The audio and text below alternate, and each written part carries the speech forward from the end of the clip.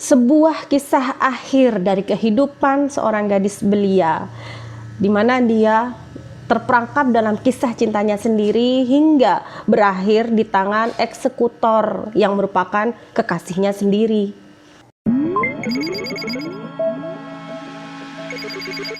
Assalamualaikum, halo, hai, terima kasih ya udah datang kembali ke channel Leni Sai. Aku doakan semoga kalian yang nonton video kali ini sehat walafiat, amin ya rabbal alamin. Kejadian ini berlatar di sebuah perkampungan tepatnya di daerah Garut. Nah, ini tentang seorang gadis yang masih belia berusia 21 tahun. Namanya adalah Weni. Nah, Weni ini memiliki keluarga yang bisa dibilang udah broken home. Jadi dari kecil ibu dan bapaknya Weni ini sudah bercerai. Kira-kira saat Weni masih berusia 1 tahun. Nah, kemudian setelah bercerai, kedua orang tua Weni ini kan pisah. Nah, bapaknya Weni ini meninggal dunia. Nah, sedangkan ibunya Weni memutuskan untuk pergi ke Saudi menjadi seorang TKW. Akhirnya Weni pun diasuh oleh sang nenek dan sang bibi juga, gantian gitu ya. Kadang di rumah neneknya, juga kadang di rumah bibinya. Nah, dalam keseharian Weni ini tumbuh seperti layaknya anak gadis pada umumnya. Menjadi seorang gadis yang pendiam, tidak banyak tingkah, bahkan jarang bergaul. Ya sukanya ya di rumah, diam gitu ya. Nah, begitu pula dengan perilakunya sehari-hari. Terkesan tertutupnya juga bahkan pada saat dia masak ya sendirian, waktu makan ya sendirian, dan bahkan kalau jalan-jalan pun itu sukanya sendiri. Jadi yang benar-benar yang introvert banget. Nah, hal ini juga diungkap oleh sahabatnya yang bernama Vicky. Vicky pun juga mengatakan kadang-kadang Weni itu tiba-tiba di sekolahnya kadang-kadang tiba-tiba menangis. Pas ditanya sama Vicky, kamu kenapa? Si Weni ini nggak mau jawab, diem aja. Jadi setiap kejadian itu kayak begitu terus. Hingga berlanjut pada suatu sore, pada hari Selasa tepatnya, tanggal 2 Februari 2021. Weni ini kelihatan nggak biasanya. Nah, dia itu kelihatan kayak buru-buru banget mau keluar rumah. Pas pamitan sama bibinya, izin mau keluar rumah, katanya mau ke rumah temennya. Nah, kata bibinya sampai-sampai Weni ini lupa ngunci pintu, yang gak kayak biasanya. Biasanya si Weni mungkin ya itu anaknya teliti, disiplin, jadi mau keluar tuh udah siap semua, udah kunci pintu, kompor dimatikan, mungkin ya lampu juga dimatikan. Nah, itu enggak seperti itu pada saat kejadian. Bibinya Weni pun nggak menaruh curiga yang terlalu dan mengizinkan Weni untuk pergi keluar rumah. Nah, Weni ini berpamitan untuk pergi ke rumah temennya yang kayaknya nggak jauh dari rumahnya Weni. Nah, setelah dari rumah temennya, Weni ternyata melanjutkan perjalanannya naik angkot. Ternyata dia menuju ke alun-alun kota dengan maksud untuk menemui mantan pacarnya yang bernama Dani. Udah janjian ketemuan, ya udah ketemuan akhirnya di alun-alun kota. Mereka ketemuan dan kemudian ya biasalah ya ngobrol, curhat-curhatan. Nah, ternyata dalam pembicaraannya Weni ini mengatakan kalau dia itu pengen balikan lagi dengan Dani, pengen pacaran lagi. Dani ya dengan santainya dia menjawab, lalu kalau misalnya aku selingkuh gimana?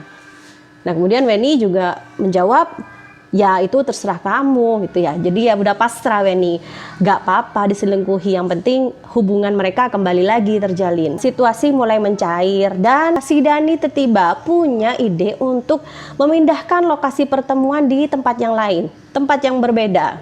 Nah, si Dani ngajak si Weni pergi ke suatu tempat yang agak jauh dari lokasi pertama, di mana lokasinya itu di belakang pabrik PT Java. Si Weni sih manut-manut aja. Weni ini pada saat kejadian berangkat duluan, kemudian disusul oleh Dani naik ojek. Nah, setelah sampai di lokasi, Weni kan tiba duluan, nyampe duluan. Nah, mungkin bosen lah dia. Ya akhirnya dia main HP, kayak buka chat misalnya atau main Instagram, ya biasa kayak anak perempuan biasanya. Nah, setelah Dani sampai di lokasi, si Weni ini masih tetap main dan asik dengan HP-nya. Nah, tersinggunglah si Dani, merasa dia itu dicuekin, gak diajak ngobrol, dan bahkan malah cemburu dengan teman chatnya Weni yang kebetulan adalah laki-laki. Jadi memuncaklah emosi si Dani pada saat itu, gak terima, hingga dia sampai mencekik Weni dan sampai membantingnya ke tanah. Dan akhirnya ya Weni tewas seketika pada saat itu. Dani yang kemudian merasa yakin Weni ini sudah meninggal, dan entah apa yang merasuki dan di pikirannya membuat ia melakukan hal yang gak kepikiran sama orang waras. Dani ini menganiaya Weni dengan menusukkan bambu sepanjang 60 cm ke dalam dubur korban. Dan setelah Weni dianiaya dengan hal yang sadis seperti itu, udah si Dani cabut aja. Dia gak kepikiran apa-apa, udah ditinggalin aja si korban, si Weni dalam keadaan mengenaskan seperti itu. Nah, gimana menurut kalian? Perilaku seperti itu apa bisa dikatakan manusia, apakah hewan atau jin ya? Silakan komen di bawah. Nah, kemudian selang beberapa hari, 3 hari kemudian dari waktu kejadian, mayat Weni akhirnya ditemukan oleh seorang ibu-ibu yang mana pada saat itu ibu itu sedang mencari kayu bakar dan melintasi lokasi sekitar jasad korban. Nah, ibu itu merasa kok ada bau yang gak enak, bau busuk ya. Pas udah dicari, ya bener lah, ternyata baunya dari mayat. Akhirnya kejadian ini ditangani oleh kepolisian dan mulai dilakukan penyelidikan dan dilakukan autopsi. Hingga diketahuilah bahwa pembunuhnya adalah si Dani, kekasih korban. Tahu nggak Dani itu ditangkapnya di mana? Dia ditangkap di dalam penjara Polsek. Nah, jadi si Dani ini memang udah totalitas.